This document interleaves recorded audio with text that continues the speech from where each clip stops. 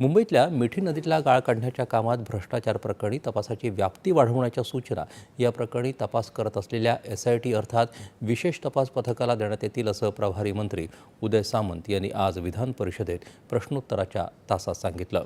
भाजपाचे प्रसाद लाड यांनी विचारलेल्या प्रश्नाला ते उत्तर देत होते।